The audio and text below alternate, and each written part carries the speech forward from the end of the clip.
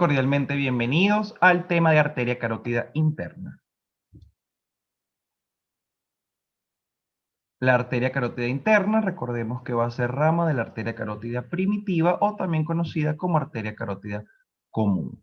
Esta arteria, ya sea la derecha, que se origina directamente del tronco arterial brachiocefálico, y la izquierda del callado aórtico.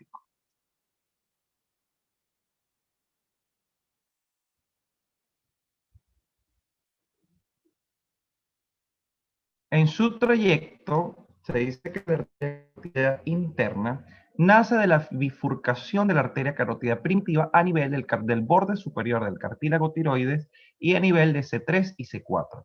En su trayecto vamos a tener tres segmentos.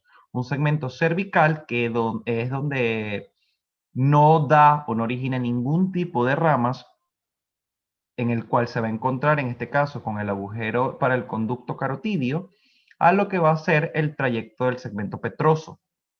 Al entrar al cráneo, por lo que es el conducto, el conducto carotidio, se va a dividir y se va a dirigir hacia adelante, pasando por lo que va a ser el borde superior del peñasco del temporal, y de esta manera va a llegar a una estructura denominada seno cavernoso, donde comenzaría su segmento cavernoso. De esta manera, y acá es donde emergen sus ramas.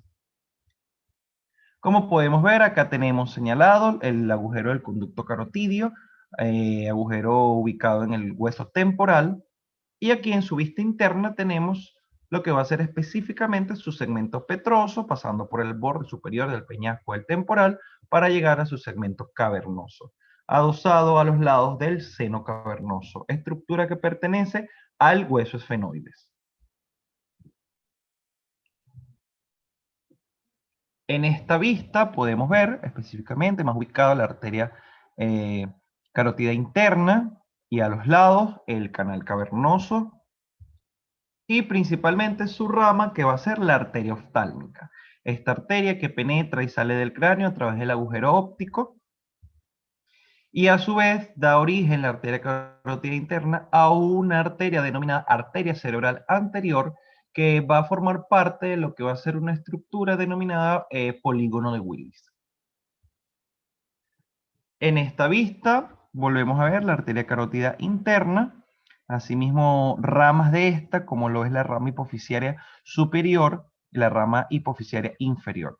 Con respecto al territorio de irrigación de estas arterias, van a estar dadas según, en este caso, recordemos que dentro de la silla turca se va a alojar una glándula que se llama glándula pituitaria o hipófisis, la cual su porción superior va a estar irrigada por la rama superior hipofisiaria y su porción inferior por la rama inferior hipofisiaria. Cuando hablamos de la arteria oftálmica, recordemos que ella sale del cráneo por el agujero, por lo que va a ser el agujero del conducto óptico, ¿verdad? Y a su vez se va a subdividir en ramificaciones, como van a ser la rama ciliar, específicamente también esta rama ciliar se va a subdividir en una rama ciliar larga, una rama ciliar corta, que va a estar dirigida al músculo ciliar. Una rama lacrimal, que es la que va a estar dirigida a lo que va a ser la glándula lagrimal. Una rama palpebral superior, una rama palpebral media, que va a estar dirigida a la porción palpebral del músculo orbicular del párpado. Su ramo frontal, también conocido como ramo supraorbitario, ¿verdad? Estos ramos se van a subdividir en un ramo supraorbitario y un ramo supratroclear, que va a estar ubicado específicamente por encima de la fosita troclear, para llevar la irrigación a toda esa zona. Y también una estructura, una arteria denominada arteria dorsal de la nariz, que tiene mayor importancia en la comunicación con la arteria carótida externa.